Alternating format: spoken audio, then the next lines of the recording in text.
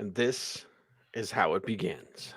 You got a team, here's a word to the wise. You want to dominate your league? Go to Football Guys. Football, I'm living in a fantasy. Football, got everybody mad at me. Football, cause every game I had to win. Football, I gotta be a champion. Football, I'm living in a fantasy. Living in a fantasy in week 10 with the fantasy playoffs staring right at you. You need to be cool, calm, and collected, and that's why we are here for you with the Week 10 Waiver Wire Show and the Monday injury rounds available at footballguys.com to go over the injured quarterbacks. Dr. Gene Bramble, you can check out his report, again, available at footballguys.com. Josh Allen with a right elbow injury. We're awaiting more information. He's questionable in Week 10. You saw in that contest, though, in the loss to the Jets, that it was bothering him. Yeah. And Chris Mortensen tweeted Allen suffered an injury to his ulnar collateral ligament related nerves.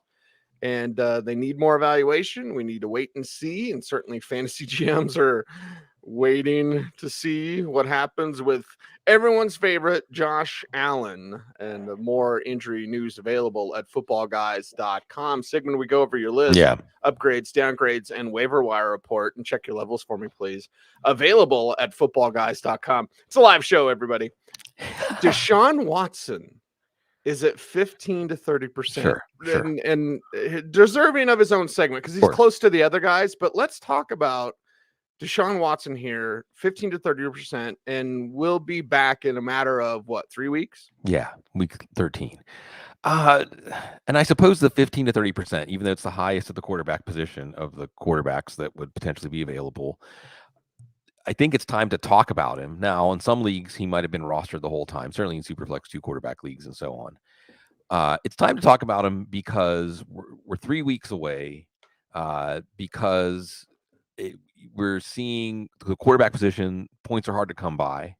You know, there's so many players we've been waiting for: Aaron Rodgers, waiting for Tom Brady, waiting for Russell Wilson, who we'll talk about. So that matters. But there's still some skepticism, right? I'm not saying, and I suppose if he's been sitting out there, then you don't need to empty the wallet to get him. It depends on your quarterback situation. But why I have some pause here, Cecil, is that this is a quarterback who didn't want to play in cold weather and is going to play most of the rest of the games of the season in cold weather. And he's going to come back in Houston, but then at Cincinnati, 2 games at home in Cleveland, at Washington. That's his schedule. Now, it's not a terrible schedule in terms of opponents, but you also have an acclimation period. It didn't look great when he was out there. You know, there's an acclimation period of the offense. The offensive line has looked good. The offense has functioned well. So I can make some pro arguments for Deshaun Watson. I don't know that he's going to necessarily change our season, but the lower bar at quarterback makes it more likely that he will. So I think at this point, the 3 weeks of opportunity cost on the waiver wire is worth picking him up and maybe even playing keep away seats. Because another thing that I consider, we talk about rock blocking. Quarterback is so rough that if you can hem your opponent into having to start a Sam Ehlinger, having to start a PJ Walker, who knows who we're going to see start before the season is over. Sam Darnold. Right. Sam Darnold, Baker Mayfield. Then that's a huge tactical advantage. So even if I'm set, even got Jalen Hurts, and if you have Josh Allen, by the way, speaking of that Tommy John ulnar collateral ligament, then you need to be making a backup plan, right? So I think maybe even carrying Cecil's many is 4 quarterbacks. You know, some of these guys are out there, even if you don't plan on using them. This is a way that you can use the waiver wire to play defense, and a lot of things could transpire. There's a lot more quarterback injuries potentially to come. So that, more than the headline of picking up Deshaun Watson, it's the idea of picking up quarterbacks that you may not even have an intention of using. Yeah, and I would say at this point of the season, Bloom, because you've worked so hard to get here, don't get lazy. Persistence, right? Now. Perseverance. See, can I make a speech? Sure. Time for General Patton, right? No, but I always like to have this moment to say, whatever specific advice we give, this is really about perseverance, right? It's about filling your tank back up with the caring about, I guess I want to say this in a given an ish in a sorry Joe way, about your team. And I think that that's going on in the NFL, right? Let's talk about the Colts. We're going to talk about the Colts at some point on this show, right? Oh, yeah. And see, you and I don't do just a Thursday night type show where we just do breezy football talk. We weave it into all the other fantasy takes and fantasy presentation that we do. But I think that we can certainly look at this season as at this halfway point of the season. This is when we start to look for teams to check out, right? Even Carolina is checking back out after checking back in. And that certainly matters for fantasy football. And it's also applicable to how we're managing our teams. And what's really fun, why I look forward to this, Cecil, I look forward to every show I do with you, but I look forward to this show because the Tuesday morning waiver wire show represents the turning of the page, right? We're looking back, injuries. We're talking about how situations are affecting players' values. So we're looking back to what just happened, but we're also looking ahead because we're picking up players. We're making changes to our roster to help our team going forward. And I think that it's in that right now. We're in the right now, in between what happened before and what's going to happen, and reorienting ourselves to the world that we're in. And I think that actually it's almost like going to church, making your offering at the altar, like actually sincerely doing that every week, all the way down to the bottom. And I bring up the quarterback exhaustion strategy, making sure that there's no good quarterbacks on the waiver wire or potentially good quarterbacks as a way to change your focus, right? I think we're changing focus back to backup running backs. We're changing focus back to upside. We don't care about depth anymore. Yep. We're changing our focus back to best case scenario. Like, don't tell me the odds, just tell me what's going to happen if it hits.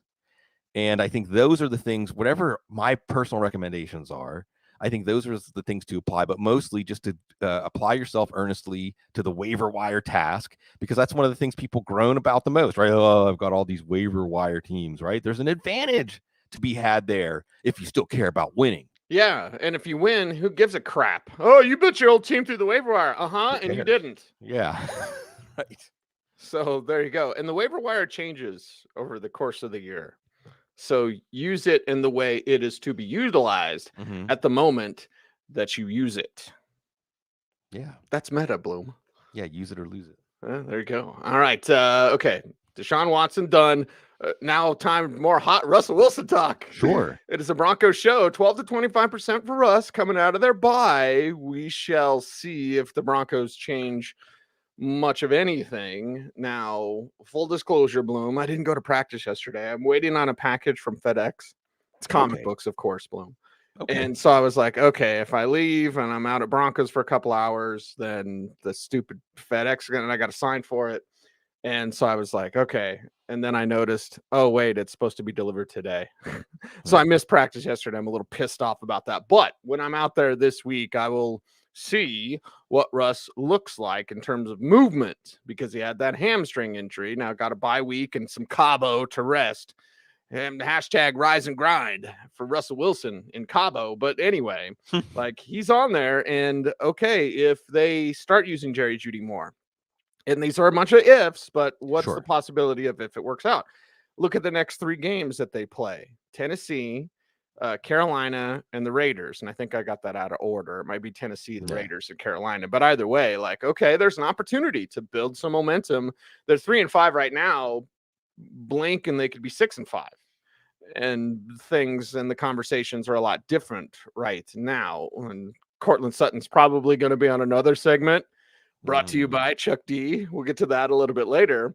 But Russell Wilson's there at 12 to 25%, throwing Jimmy Garoppolo as well at 10 to 20%. And Elijah Mitchell, by the way, coming back. Yes. So we will talk about all that. But let's get Jimmy and Russ out of the way, because they're kind of in the same range. Yeah, and I need to update this. Sorry, folks that saw the Monday version. I overlooked Daniel Jones. Daniel Jones would belong right there with Jimmy Garoppolo. And see, so I'm glad you brought up the schedule, because that's another way the waiver wire changes once we get to this point in the season. And it continues to get more focused as we progress farther into the season. You can look at the schedule, and because we have an idea, well, I say we have an idea, Cecil. Who knows what you're going to get week to week with some of these teams.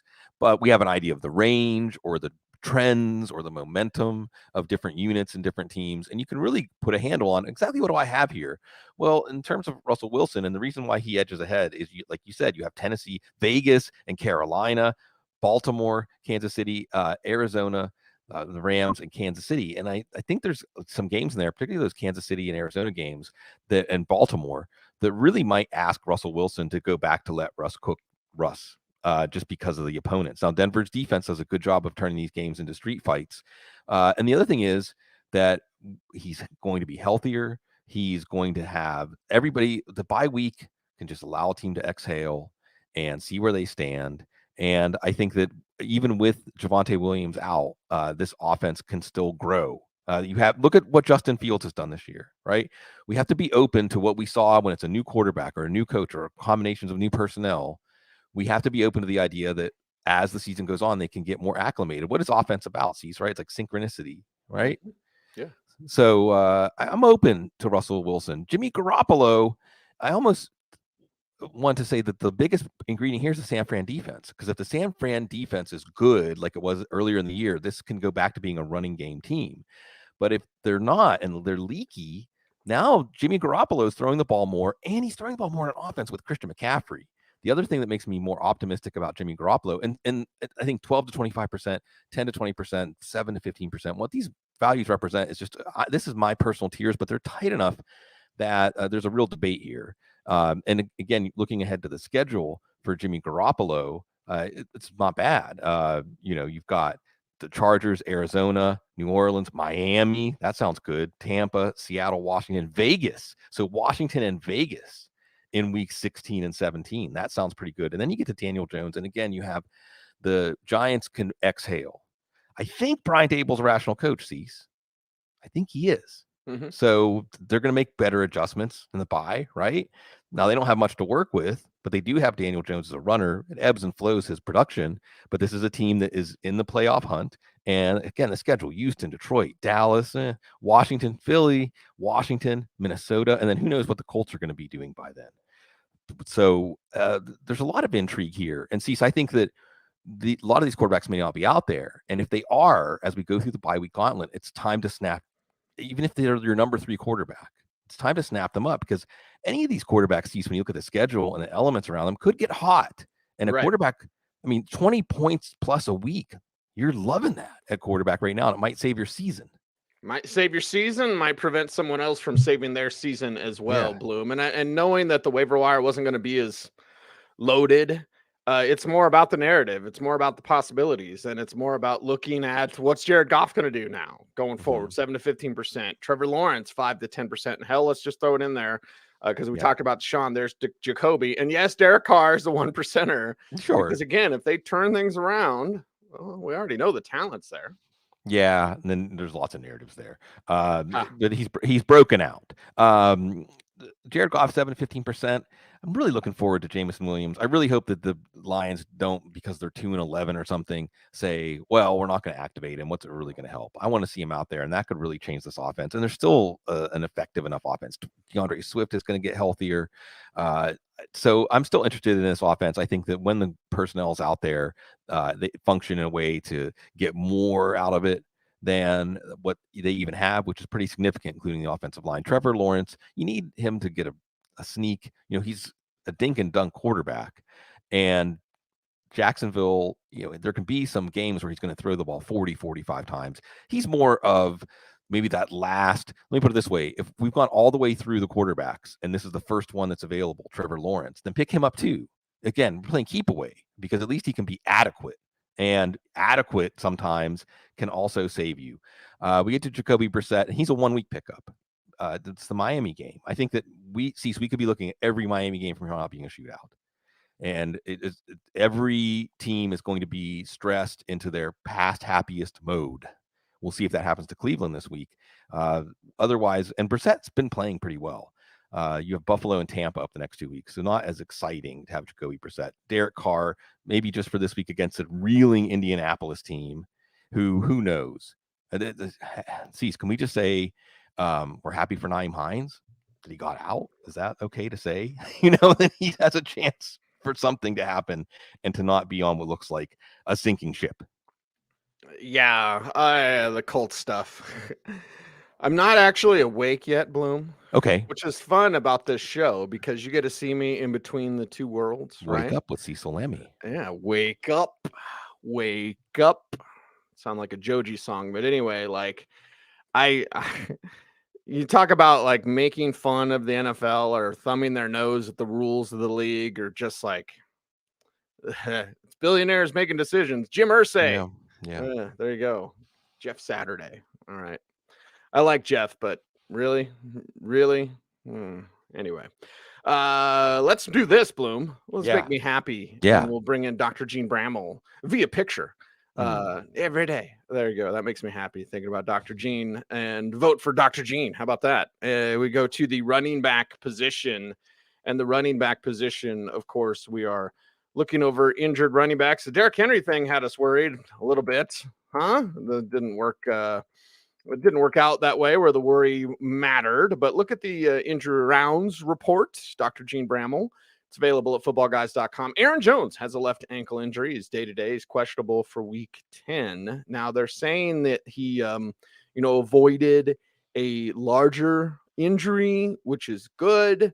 The problem with Green Bay is, are they going to commit to running the ball? More information on the running back injuries is available from Dr. Gene Bramall. And it's available at footballguys.com. So let's get into it, Bloom, in your upgrades, downgrades, and waiver wire report.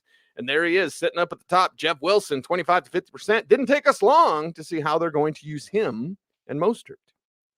Yeah, I feel bad for not being more open to this, Cease, that Jeff Wilson would join the team and immediately the best running back, best fantasy running back on the team. And we saw it earlier when these two guys were together. And this is kind of a unique situation, Cease. Do you remember where a coach and a backfield just wholesale moved teams like this? But it gives you a sense of security. There's not an acclimation period, and that's what Jeff Wilson showed us. And it was more Raheem Mostert early. It was more Jeff Wilson later. Jeff Wilson looked better. Jeff Wilson, honestly, is a more well-rounded back. And even though Raheem Mostert has that initial acceleration, otherwise, Jeff Wilson is at least as equal, if not better, even as a runner, more physical runner. And the other path to value here, Cease, of course, is Raheem Mostert and his injury history. So Mike McDaniel knows what Jeff Wilson can do. Remember, Jeff Wilson's been a guy who's put up week winning totals when he is not really blocked for opportunity in the old San Francisco offense, the Mike McDaniel offense. And again, Cease, we're going to keep coming back to this because again, you and I don't have a forum just to really stretch out like Cease and Bloom on the couch type, what's going through our heads football wise. But what we're seeing in Miami, I'm going to keep saying it because it's that remarkable. Like, let's be in awe of something. The Miami pass offense is breaking football. When it was Mike McDaniel, the run game coordinator, we already knew Mike was a genius. Yeah. And honestly, I didn't think the passing game would be like this. Well, nobody could have, because it's an outlier. It's a true outlier. Like, here we are again, redefining what's possible. How do I know that? The way that the Miami completions in the middle of the field, 10 plus yards. And that's actual creativity, Bloom. When we always talk about he's going to be super creative or he'll revolutionize the game. When it happens, you see it. You don't need to talk about it. Like, Mike McDaniel's done this, and all he wants to do is run the ball. Yeah. Yeah. Well, and then you have, because it's not like this is the first offense in the history of football that had two fast, quick receivers in Hill and Waddle. But obviously, and I can't diagnose it in terms of X's and O's. I honestly think it's a mindset thing where defenses have to play on their heels against these two. And Mike McDaniel, the other special sauce about Mike McDaniel, Cease, while we're on the topic, is that he is he's got the kind of personality where he isn't going to be limited by what people will say if he does something, right? Look at how the Tua thing almost derailed the whole season. Yeah. Right. And Mike just kept doing his thing. And that's, I don't want to get too deep into the Mike McDaniel stuff, but like he's had to deal with that his whole life. Yeah. His whole life, his whole background. Just do some research. Right. Like Mike McDaniel's had to deal with this type of stuff his whole life. And it doesn't bother him. It doesn't shake him.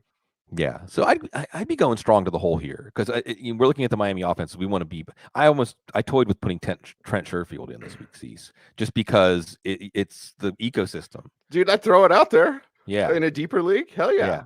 Yeah, and you want to be thinking on that level. Not my specific advice might be attached to Miami, but you all be thinking on that level. And even though I put 25 to 50, if you want to use up what you have left to get Jeff Wilson, he may be the best running back that comes along from here on out. Okay. All right. That's running back number one. Running back number two is James Robinson with the Jets, 12 to 25%. Yeah. There's Elijah Mitchell, 10 to 20%.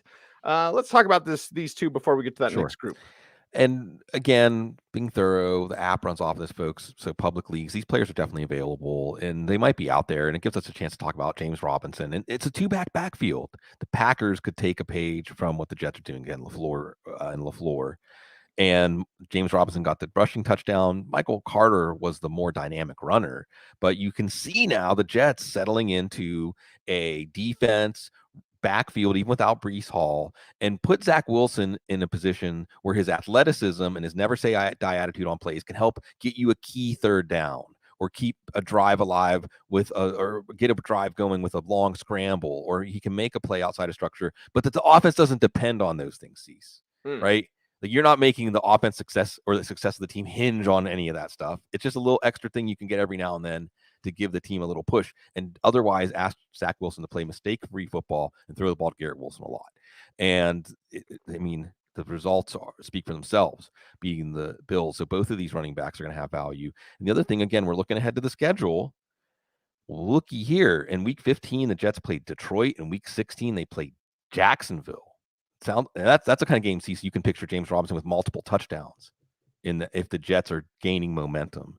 So James Robinson, the roller coaster, and Cecil, about Mike McDaniel, James Robinson's been through this, where it's like, how can he possibly have value? Right. How can he possibly have value? And yet James Robinson's value always comes back like the tides.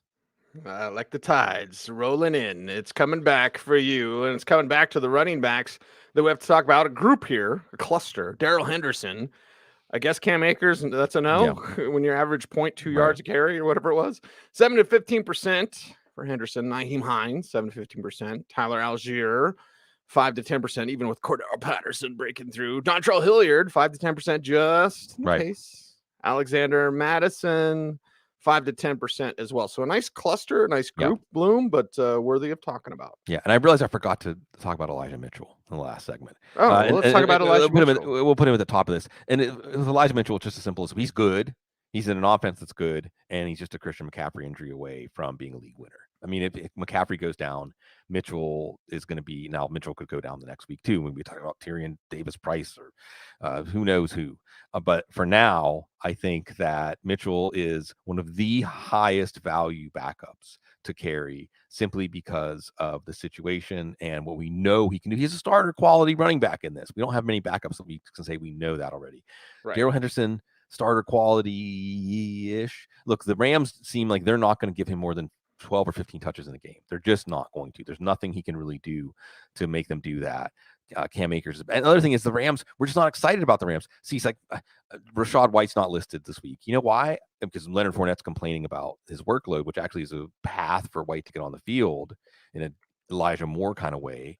But I'm not convinced anything good's going to grow out of the Rams offense. I'm not convinced anything good's going to grow out of the Bucs offense or something that exceeds expectations. So Elijah Mitchell being in that situation is great. Henderson, not as much, although he could still be the lead back in that situation. I'm going to talk about Nyheim Hines, and I know he didn't do much, and I know we have this Josh Allen thing hanging over all this, right? So there's a potential, although Phillip Rivers played on a torn ACL. So I think that unless they tell Josh Allen, like, you really are, your elbow is structurally unsound, and you're risking doing much more major damage, unless that's the case, he's probably going to play, right? I mean, so I didn't put. It's going to be hard to keep Josh Allen off the field. Yeah, I didn't see. So I toyed with, do we put Case Keenum in as a 1%er in a deep super flex kind of situation? 2 quarterback leagues. I don't even want to speak it into existence. Yeah, I know, right? For Buffalo fans, so that affects Nyheim Hines' value to an extent. It affects the value of everybody on the Buffalo team. But we get that aside. What you have in Hines, and Joe Buscaglia, who always does a great job analyzing the Bills, I think he's in the Athletic now, just talked about how, look, the Bills have been wanting this kind of player, clearly, right? They go after McKissick, they draft Cook, they're not ready to trust him yet. Clearly, the Bills are conservative about putting Khalil Shakir. People say, there's no Khalil Shakir.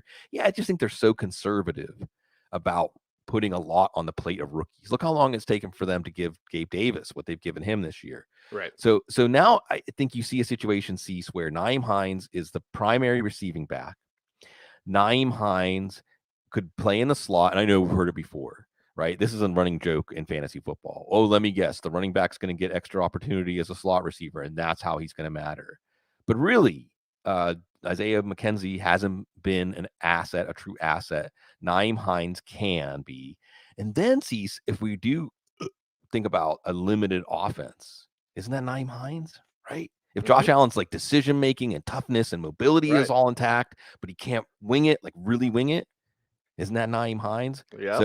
So Hines barely did anything, like 6 snaps or something in his first week with the Bills. But after thinking about it, I thought I should have been a lot higher on him when this trade happened. And boy, now that we see what's going on with the Colts, even higher. Even higher and even better. Let's move on to the final 2 on your list. It's Deion Jackson at 3 to 5%, Jaylen Warren as a mere 1%er. But again, Bloom, this is the time of year where you're considering it all. Yeah, and by the way, the 5-10% here are your preferred backups, and that's what Tyler Algier is now. He's running well; they can run the ball. Yep. Cordell Passing gets dinged up. Dontrell Hilliard, hey, Henry's still on the injury report, and they still are putting the whole offense on his shoulders. Alexander Madison, we know that one. Deion Jackson, sees this is like the Sphinx's riddle, right? When will Jonathan Taylor play again? Will Sam Ehlinger remain the quarterback? Will the offense even have any semblance? That sounds of more NFL like the quality? Sphincter's riddle. Yeah, sorry, Joe.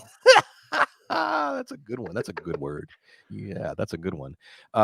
So exactly. Now Deion Jackson also got hurt last week. He re-entered the game. I think it's hard to, it might not be that serious. So look, he may well be. See, we have the range of outcomes too. He's the lead back for the rest of the season, even in a crappy offense. That's worth something. To Jonathan Taylor's back this week or next week, and he's not hurt from again. Or he's hurt and not heard from again. So just keep tabs with that. And Jaylen Warren, I see this is a chance just for us to cry some Steelers tears, right? Even if Jaylen Warren's going to get more touches than Najee Harris, what's the matter in the Steelers offense? What does it really? Do we care? I mean, we have to be formalistic about this and say, hey, a running back getting 50% of the touches in any NFL offense. I learned my lesson with Dante Foreman when I just wrote off Foreman. I thought, come on, it's Carolina, and we saw it. But in the meantime, there was a little window there, a mini window, Cease. One of those windows you have to sneak in if you're some sort of burglar or something like that, right? That was the window for Dante Foreman. And Jaylen Warren, there might be something small like a dog door for him. Yeah, something tiny. Let's move on to the wide receivers. And that means it's time for our dear friend, Dr. Gene Bramall, who comes in with the thumbs up to talk about the banged up wide receivers. Now, this is the upgrades, downgrades, and waiver wire report, but it's also Monday injury rounds available at footballguys.com, of course, written by the awesome Dr. Gene Bramall. So looking at the wide receivers, we're going, okay, Adam Thielen, concussion protocol. We're watching that, keeping an eye on you, seeing what's happening there. Romeo Dobbs with the right high ankle sprain, going to miss several weeks there. They're in trouble in Green Bay. Speaking of that, Christian Watson, concussion protocol. So, yeah, lots of stuff to get to. Keenan Allen, wide receivers, the thickest group of injuries here on the injury rounds report. It is Dr. Gene Bramall's report. It's available at footballguys.com. Bloom, let's get to your wide receivers, upgrades, downgrades, waiver wire report, and upgrade time. George Pickens, 25 to 50%. Yeah. Let's talk about the kid. And only mentioning him because, again, deeper leagues, public leagues, he might be out there, but we can talk about the Steelers going forward. And that's depressing. Again, if we're going to bring up the Steelers seats, we're going to be depressed. But without Chase Claypool, if he was dropped during the bye, Pickens has some potential, but just merely by a sheer volume of targets. And Kenny Pickett and the way he's going to be playing. I mean, really, Cecil, I want to get into a larger discussion of all the calculus of how the Steelers are going to handle having a top 5 pick. They're going to have a top 5 pick next year. Come on. And Kenny Pickett in the quarterback position and so on. But I think we've gotten a good enough sample that this is going to be high volume. It's going to be like what Tampa's offense has been. High volume, low A dot. But at the same time, Kenny Pickett can take some chances to Pickens downfield. And we've seen Pickens and his high wire act already translate.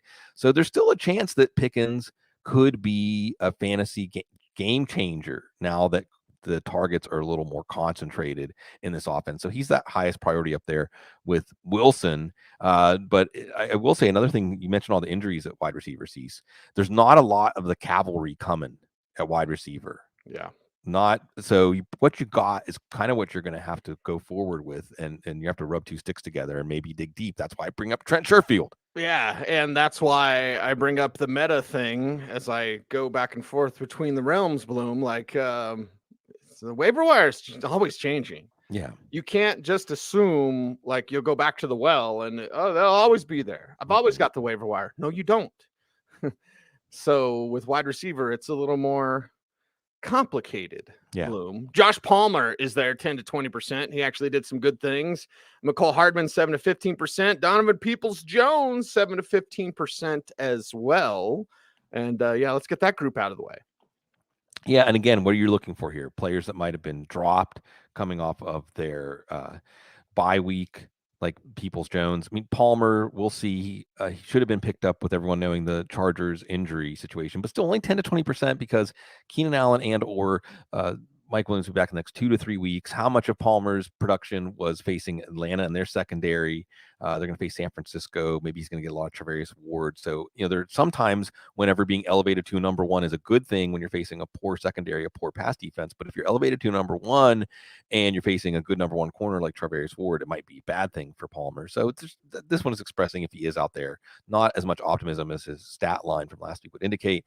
McCole Hardman, they keep trying to make him a thing, and he is a thing, at least for fantasy right now. Yeah. Right now, and fetch. There's not going to have 68 pass attempts to get his share from going forward. But that was a weird game.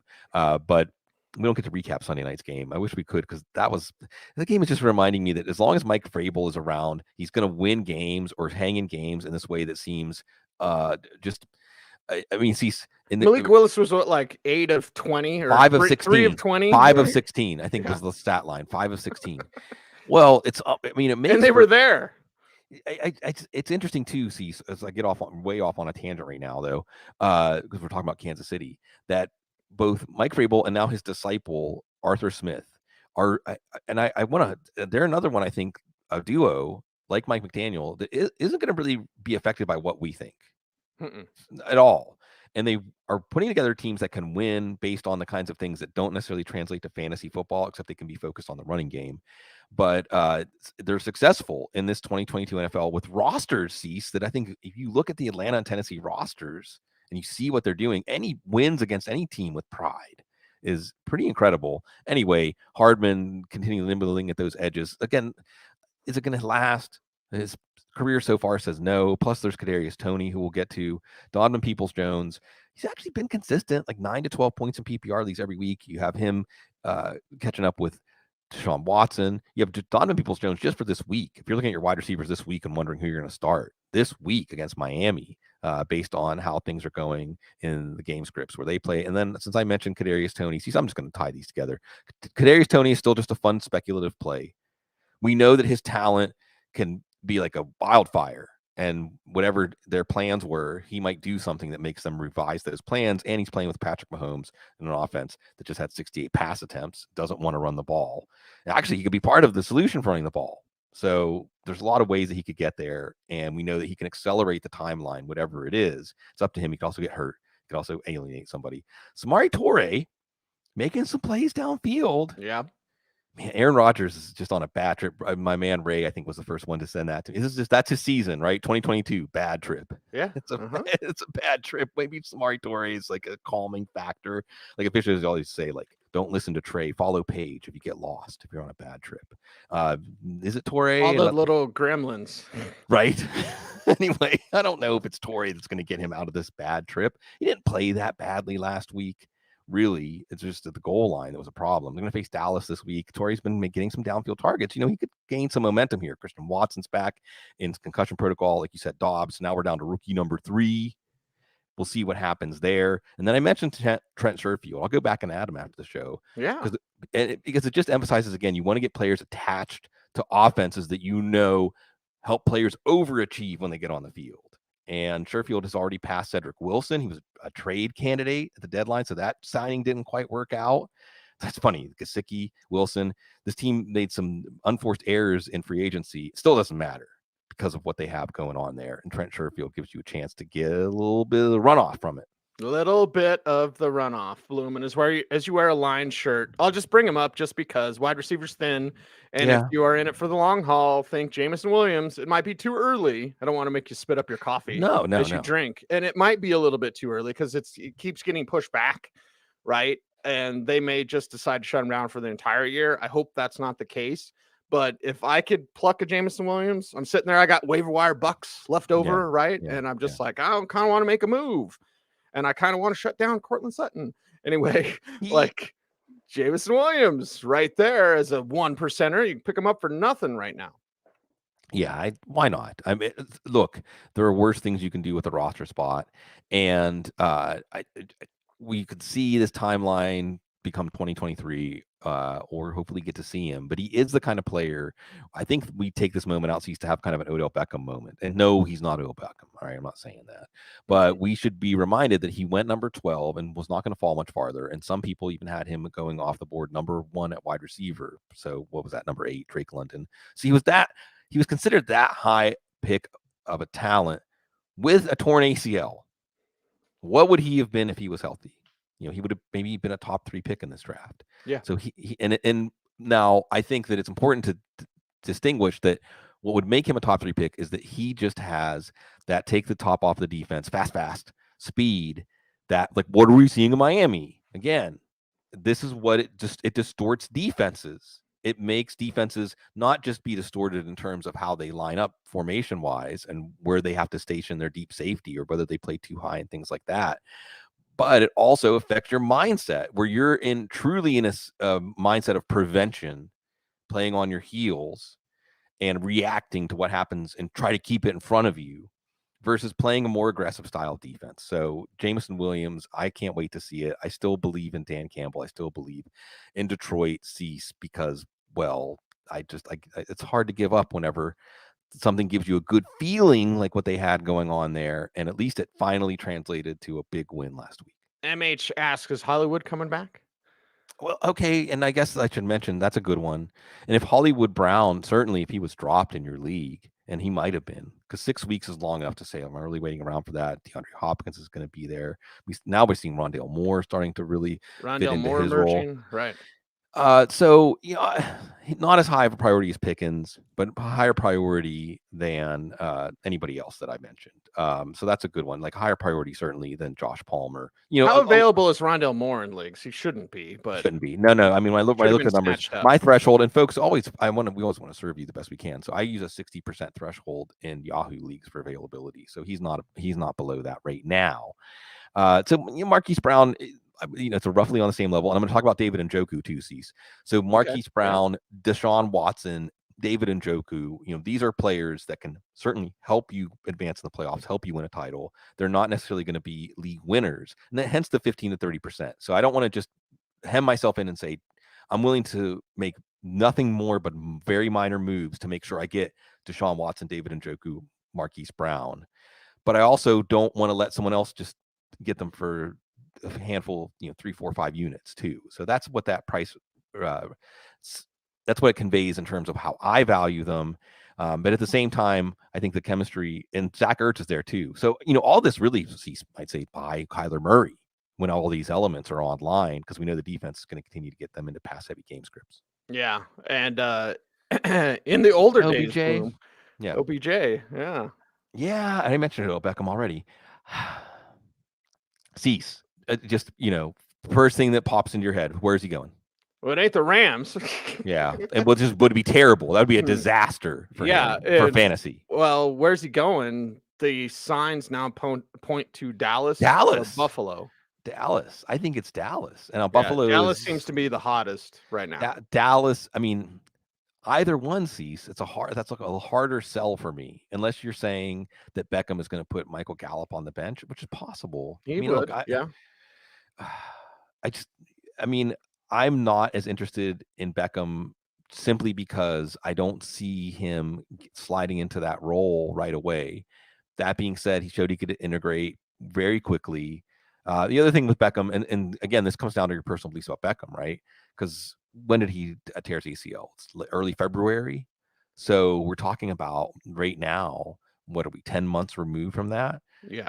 Or 9 months as of right now. So 9 it would months. take him, honestly, someone could pick him up, he could play, not look good, drop him, and then you could pick him up. Like, yeah, I mean that's the thing is I feel like you're gonna have to be cautious with them. It's almost a pickup cease. And when you mentioned Dallas, Buffalo, it's a pickup more for the playoffs, right? yeah. If I'm in rational management, if I sign Odell Beckham, I am easing him in and trying to really make sure that we don't have a setback because we're talking about. I have to think the league has to be looking at the J.K. Dobbins situation for one and saying like there's something to be lost by listening to the player and letting the player push the timeline. So I know Odell Beckham thinks he can make an impact right away, but this has been a lot of catastrophic injuries for him. But it's really interesting to think about, and it certainly is very much a Jerry Jones Cowboys kind of move. And it makes sense. I think that Jerry Jones is telling everybody out there in your fantasy leagues, dynasty leagues, to make some win now moves. Go for it. Well, especially because Philadelphia is the talk of the league. Yeah. You know, with Jerry's the spotlight hog, Mm-hmm. right? Is don't shine Headlines. over there, get it over here on us. Yeah, We're yeah. America's team. Hey, Yeah. you want to do that? Go sign OBJ, ODB, as I call him. Mm-hmm. Might be the only one. Anyway, tight ends. Yes, tight ends is where we will go next here on the Audible. And of course, to go tight ends, we're going to bring in Dr. Gene Brammel's report. It is available at footballguys.com. Bloom, we made wide receivers interesting. But it is an interesting week to be sure. Interesting week at the tight end position. Again, Monday injury rounds available at footballguys.com. We're talking about David Njoku in the chat room. Doubtful for week 10, left high ankle sprain. So we'll keep an eye on that situation with him. Mandrews is AC sprain. They got a bye week in week 10, targeting a week 11 return. And that makes me sad because we won't see as much as Isaiah Likely. But either way, you want more injury news? Well, you check out the Monday injury rounds. It is available at footballguys.com. So now we go to the upgrade, downgrade, and waiver wire report. Bloom, and there's David Njoku, 15 to 30%, and then there's Greg Dulcich, right, 10 to 20%. And if I would do an addendum, Bloom, okay, as I think I'm awake now. Good. As the show's almost over, we should have talked about Chase Edmonds. Oh, we should have talked about Chase. From what I know, we should be talking about Chase Edmonds. Huh? Well, save it for the show. Yeah. I don't know what show we say for the preview show, I guess, right? Well, look, I think that's enough. I'm going to endorse that and say when Cecil says that, then that's enough. And I think what that signifies is that there's going to be a priority. This is your fetch moment, Cecil. This is why are we still trying to make Chase Edmonds happen, right? What did we see in Miami that made us think, oh, it was just that he was being misused there? So it's funny how these quickly things change, right? Chase Edmonds was a 5th, 6th, 7th, 8th round pick in fantasy drafts because Mike McDaniel handpicked him and thought he would excel in what they do in his running. It was the highest priority, right, in the free agency. Right. And now here we are in November saying, well, Chase Edmonds could still have value because the Miami wasn't using him to his fullest. And for Denver, that isn't exactly a place that we see players offensively flourish this year. That being said, I know, Cease, that when you say that, there's something behind that at the very least he's going to get an opportunity. Edmonds just hasn't sold me yet that he's going to do anything. Well, then I think I'll slice it up for everyone here. Like, I think, why is that being promoted? You know what I mean? Like, I don't believe a lot of information because I'm always curious, like, why am I being told that? We're really excited about Chase Edmonds, man. I can't wait to get Chase Edmonds out there. Why is it because the season's been so bad? And so now that is proliferating through the Denver media. Like, why is this being promoted? Is it because they're actually legitimately interested, or is it because they just want us to talk about something else besides Russell Wilson being corny? Yeah. Well, so we'll see. So I certainly think that there's intrigue there. And look, Denver, I'm into the idea of Denver's offense being better than it was in the first half of the year. Maybe not being good, but getting to better is a achievable bar. Okay, tight end David Njoku. He said he wants to play this week. I think I don't know if he's going to play, but you have them manufacturing a lot of opportunities for him and him doing good with those. And again, Deshaun Watson coming up, Greg Dulcich. I think these are both guys just to make sure people aren't being foolish and dropping them. Dulcich with the bye week crunch, 3 weeks, 3 good games as a rookie. As a rookie who started late. That's remarkable, and he has beautiful hair. Yes, beautiful, wonderful hair. He needs the Head and Shoulders commercial next. Yeah, right. Yeah, get is it out. Is he as soft spoken as Troy Polamalu? He's not as cool as Troy Polamalu. Well, no one is. No one is as cool as Troy Polamalu. Dulcich's head is spinning.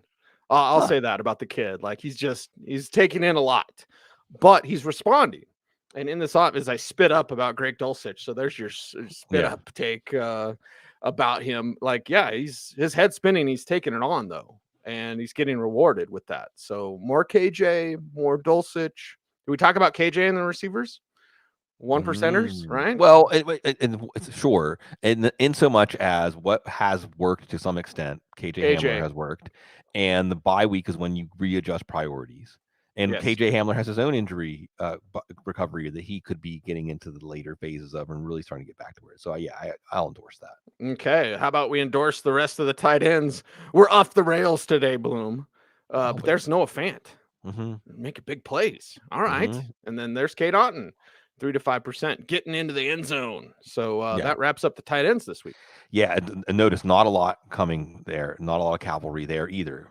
Look at your roster. I hope you're happy with what you have, because this is a week that's telling us that you have to kind of get creative on the waiver. Why are we talking about KJ Hamler, Trent Sherfield, and Chase Edmonds? Because you got to get creative on the waiver. Well, Greg and others are asking, why aren't we talking about Cole Kmet? Oh, probably because I'm just so used to blocking him out. That's a good one. Cole Kmet would probably be in between these tiers. It's not as high as Dulcich, because, again, how much of what happened with Kmet is that Miami game script where Miami's defense is slack. They're continually nursing a lead, and Kmet gets those easy touchdowns. But Justin Fields is coming along, so that's a good one. Another revision. With Cade Otton later in the game, desperation time, you see him coming through. When will Cameron Brate be back? That's why we can't go too strong to the hole for him if he's out there. And then Noah Fant. And maybe the real lesson here is, again, play tight ends against Arizona. Well, not Tyler Higbee this week. Watch Tyler Higbee go off now. But play tight ends against Arizona as Fant. They just let him loose. It was just simple check down kind of throws. And one of them went for about 50 yards. You actually saw Noah Fant kind of elude someone in the open field. Cease almost. Let's give it to him. It's Noah Fant. We got to have a lower threshold. He's not the most creative or runner after the catch. Not exactly a guy that is going to break a lot of tackles, even though he's hyper athletic. So we saw that. And we're seeing Geno Smith. I love seeing Geno Smith in Seattle. Look at these success stories, Cease. I feel like in most seasons, success stories like the Giants and the Jets and Seattle, right? They last like 4 or 5 weeks, and then everything kind of levels back off to expected. Not this year. Not this year. These stories have some staying power, and I love it.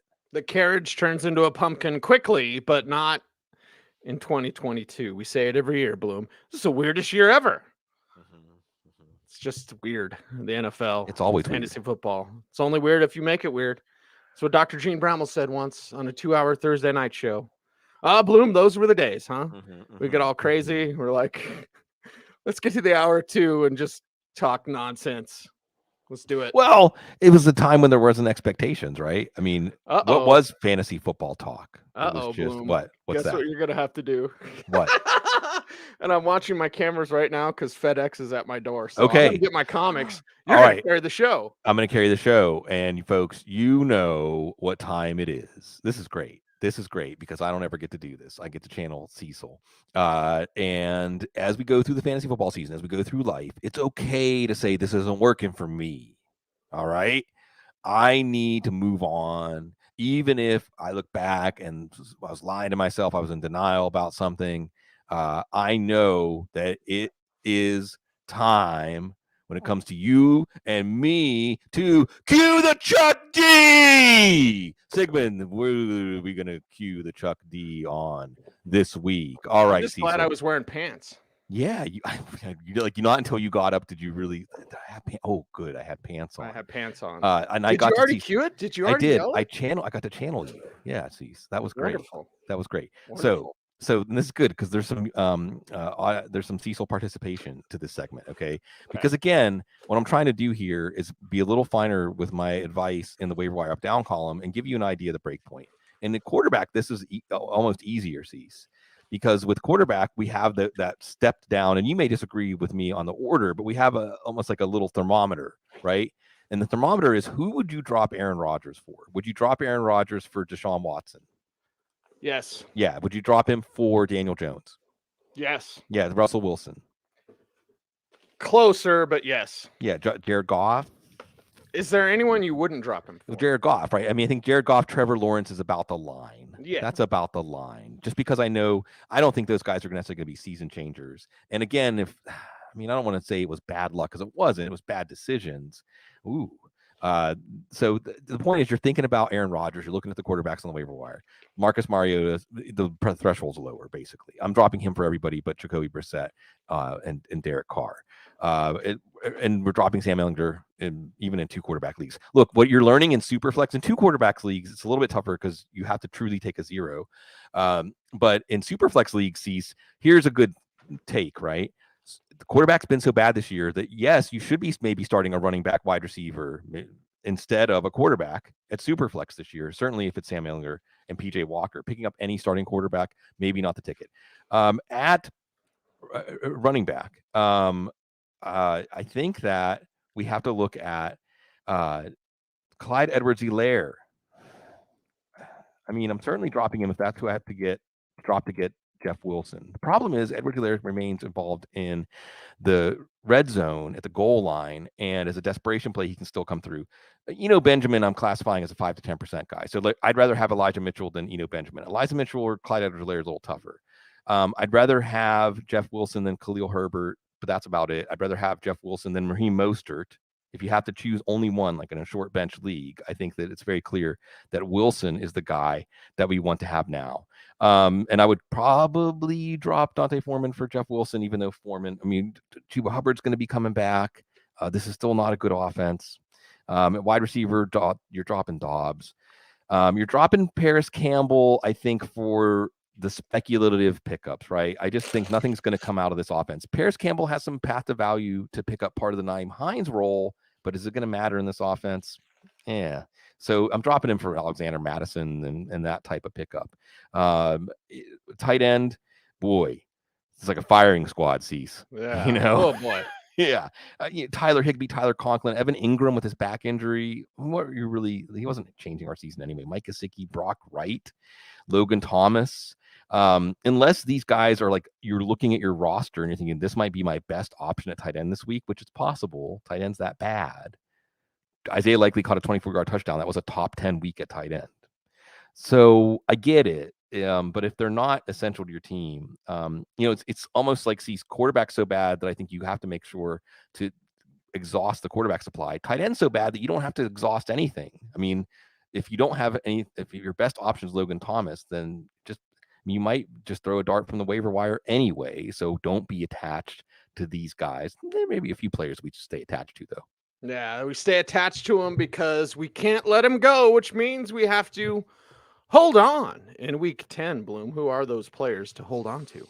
Yeah, the most important hold-ons, I think, are let's just wait on Michael Pittman, all right? If it's Pittman or Pickens, if it's Pittman or Wilson, it's tough. But you wonder if it gets embarrassing. So we're officially through Looking Glass on the Colts, right? Like Jeff Saturday's head coach. Good luck. Anybody can predict anything, and it's possible now, right? The Colts are going to change to a pickleball team next week. I taught how to say I love you. Yeah, right. So I don't know. I mean, just snort. I feel like Matt Ryan could start again. Now, I think that maybe the financial argument is I think the Colts might be on the hook for some money if he can't pass a physical. So maybe they keep Nick Foles. Maybe Nick Foles is the one who saves this franchise from embarrassment and brings back the value of Michael Pittman that we know can be quite significant if there's just a competent passer. Nick Foles still qualifies as competent. And Gabe Davis, I wouldn't drop him yet. I just think that it was frustrating to see what happened. We got to give it up for the Jets and the Jets defense, but you still have him as a player we've already seen this year, especially in good matchups, that can win your week for you as a wide receiver 3 flex. Somebody who has that 25-point ceiling, it can be really essential. And you look ahead, and yes, they're going to play some games in Buffalo in week 16 and 17, but they're going to play games in Chicago and Cincinnati. Chicago's defense. They're going to play Miami week 15, 16, and 17. Miami, Chicago, and Cincinnati. So maybe things get going. Maybe Josh Allen's elbow feels better by then. And I guess that's the next thing we need to do is light our prayer candles for Josh Allen's elbow. Yes, please. And thank you, Bloom. And apologies to everyone because you didn't move the mic when you said cue the Chuck D. Oh my God, I didn't. Well, see, that's what happens when you give me a chance to let it out. I didn't move it. Oh man. Okay, well, do your magic, Cecil. You know how to make us look better. Oh yeah, I will in post-production. I will, or just let it be like that because that's what we want. It's like a true heavy metal version of Cue the Chuck D. Yes, that's right. You want to find someone that looks at you the way that I look at Batman 105, the 1 in 25 Jimenez variant. So yeah, there you go. Wow, beautiful. These are some PC books. Anyway, Bloom, comic books make me happy. Yeah, you should do a show where you just an ode to this issue of this comic. Oh, yeah. Spoiler alert, Bloom. Now that you bring it up, on my personal YouTube channel, I'm probably going to do a comic book show. Mainly because I'm crowdfunding Fake Booze starting in January. So Cool. I just sold my first issue last night at a comic book get together, trade night. So check out my Twitter and Instagram and Facebook for all that kind of good stuff. We're nerds, Bloom, but you just have to embrace it. Right? It's the age of the nerds, revenge of the nerds, even. Yeah. I still find it. There's some old school guys, and I say this as an old man. There's some old school people. Best football, big dork. Like, I can rebuild an engine. Like, don't try to out. But I am a big dork. I actually have no useful skills. I am useless. I'm at the cock. You can change your oil. I'm an appendage. Cecil. This is one of those situations where I think, especially evolutionarily, this might be the only time of human history. I guess there was Diogenes, was it, who was in a bathtub in the city square, like in the town square, philosophizing. That could have been me. That's how I could have survived in a past time. That would have been you. Yeah, that totally would have been you. Mm-hmm. Yeah. Follow me, everyone. Yes, in the center of the town square, right? Standing in a box and telling people about the word passed down from the heavens to one Sigmund Bloom. That is a wrap, everyone, for the Week 10 Waiver Wire show. We appreciate you all. Make sure to help us do those YouTube things. Like, comment, share, subscribe, hit the notification bell so that you never miss a vid. He is Sigmund. I am Cecil. We are the Audible. Until the next time, be safe, be kind, know that you are appreciated. Stay tuned. And please, can you just do one thing for me? Stay frosty. And move.